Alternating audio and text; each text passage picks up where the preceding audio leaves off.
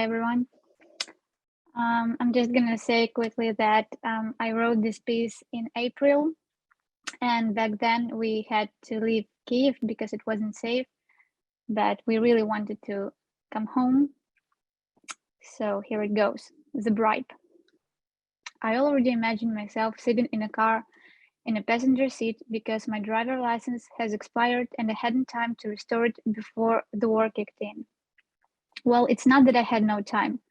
My driving license expired in December, when a 2-year period of the temporary license was over. And I forgot about this on purpose, as it turned out that to restore my license, I have to provide a medical certificate. And this certificate is not that easy to get. You either have to buy it, which is an actual bribe, or visit every single doctor on the list, including a gynecologist. And that's when I was stunned at the crossroads of a very hard decision. A bribe is clearly not an option. I am a law-abiding citizen, for God's sake. Undergoing medical examinations is even worse. I'm too much of a post-Soviet kid, and I still have these horrible memories of concrete floors and walls painted ugly blue, cold corridors, and outrageous lady stuff. Although if I were to work in a horrible place like a post-Soviet public hospital, I could go even farther, becoming not just grumpy, but a real-deal serial killer, like Dexter. Anyway, I texted Vovka. Vovka is a real badass when it comes to taking care of such delicate matters like mine. Vovka sent me a phone number of someone called Tanya and said, give her a call, say I'm so-and-so, I need a certificate for a driver license, and have about 500 hryvnias on you. And here I am, sitting in my own apartment on a big soft couch with a fantastic view of the right bank of Kyiv, watching another sunset. And I just can't make myself call this Tanya. I'm all set up and beautiful, just did my hair in a salon I always considered too expensive, twisting another candy wrapper of Ferrero Rocher in my fingers. I'm wearing a special home suit, which is actually called a home suit. It means I can wear it outside, but I would look like a sick girl who went out for a piece of bread. And all this for my hard-earned money and earned an honest living, no parents' help or legal stuff. And I, being so damn good and obedient, have to bribe someone for a certificate? And how am I supposed to pass these 500 hryvnias to her? In an envelope or something? I asked Vovka.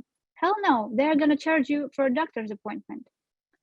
I hadn't called Tanya after all. I keep living with an expired license. My husband drives me around, and that's just fine. I don't like to drive. When driving, you have to be careful and keep your eyes on the road. There was this time when I was driving down the highway, thinking about something, fantasizing about something in my head. And at some point, I realized that I don't see the road or other cars at all. Just keep driving thoughtlessly, blindly. I got so scared. And then it turned out that during martial law, I can drive using my expired license or update it without any medical certificates. Well, ain't I smart for refusing to give a bribe for that certificate back then? So here I am, imagining myself in the car in the passenger seat coming back to Kyiv. Hanna mother says that it's still not safe, and Vitaly says the same. And then I see the news. Slovakia brings its embassy back to Kyiv. Well, if Slovakia is coming back, I'm definitely coming back. I imagine myself cleaning the apartment for 3 days straight, and I hate cleaning, but then I don't like strangers touching my stuff, so it's a deadlock. I used to clean in subscription once, and that's it. I clean everything myself, although they did it better. It's just that I opened my wardrobe with all the junk and spent hours looking at every single item. Oh, here is that photo from a Christmas booth in Vienna, and here is a badge from a conference in Malta, and here is a picture painted by my godson, and there is a silver ring that I bought for myself because my boyfriend at the time didn't want to. And so I'm sitting there with all this stuff, moving it, putting it back, wiping the dust, and that's when the day comes to an end and I have to shut it all down. So I'm gonna need at least 3 days to clean the apartment. And then I'm gonna turn on Netflix on my 75-inch screen and order McDonald's and put a PlayStation controller somewhere in the background.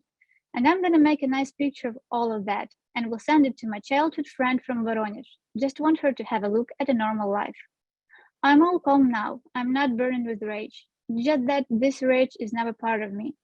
A gentle touch will set me on fire at once. No, I'm not angry. I'm fine, just like everybody else. It's just that I hate injustice to the point of madness, and I learned to feel joy.